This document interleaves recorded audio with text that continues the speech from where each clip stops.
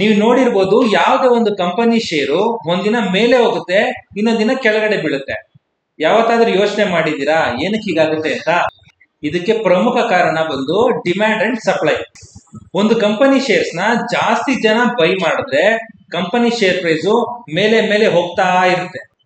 ಹಾಗೇನೆ ಜಾಸ್ತಿ ಜನ ಸೆಲ್ ಮಾಡಿದ್ರೆ ಶೇರ್ ಪ್ರೈಸ್ ಕೆಳಗಡೆ ಬೀಳ್ತಾ ಇರುತ್ತೆ. ಒಂದೇ ಸರಿ ತುಂಬಾ ಜನ ಒಂದು ಕಂಪನಿ ಶೇರ್ಸ್ ನ ಬೈ ಮಾಡೋದಕ್ಕೆ ಆಗ್ಲಿ ಅಥವಾ ಸೆಲ್ ಮಾಡೋದಕ್ಕೆ ಆಗ್ಲಿ ಕಾರಣ ಇರ್ಲೇಬೇಕಲ್ವಾ? ಹಾಗಾದ್ರೆ ಆ ಕಾರಣಗಳು ಏನಿರ್ಬೋದು? ಮೊದಲನೇದು ಕಂಪನಿ ನ್ಯೂಸ್. ಕಂಪನಿ ಹೆಚ್ಚು ಪ್ರಾಫಿಟ್ ಮಾಡಿದೆ ಅಂತ ಆಗಿರ್ಬೋದು, ಅಥವಾ ಗೇಮ್ ಚೇಂಜಿಂಗ್ ಪ್ರಾಡಕ್ಟ್ಸ್ ನ ಲಾಂಚ್ ಮಾಡಿದೆ ಅಂತ ಆಗಿರ್ಬೋದು. ದೇಶದ ಆರ್ಥಿಕ ವ್ಯವಸ್ಥೆ ಅಂದ್ರೆ ಎಕಾನಮಿ ಸ್ಟ್ರಾಂಗ್ ಆಗ್ತಿದ್ರೆ ಮತ್ತು ಗ್ರೋ ಆಗ್ತಾ ಇದ್ರೆ ಕಂಪನೀಸ್ಗೆ ಹೆಚ್ಚು ಆಪರ್ಚುನಿಟೀಸ್ ಸಿಗ್ತಾ ಹೋಗುತ್ತೆ. ಮೂರನೇದು ಇನ್ವೆಸ್ಟರ್ಸ್ ಮೋಡ್. ಸ್ಟಾಕ್ ಮಾರ್ಕೆಟ್ ಅಲ್ಲಿ ಹ್ಯೂಮನ್ ಎಮೋಷನ್ಸ್ ಅನ್ನೋದು ತುಂಬಾ ದೊಡ್ಡ ರೋಲ್ ನ ಪ್ಲೇ ಮಾಡುತ್ತೆ. ಇಲ್ಲಿ ಅತಿ ಆಸೆ ಮತ್ತು ಭಯದ ಮಧ್ಯೆ ಸ್ಟಾಕ್ ಪ್ರೈಸ್ ಯಾವಾಗ್ಲೂ ಮೂವ್ ಆಗ್ತಾನೆ ಇರುತ್ತೆ.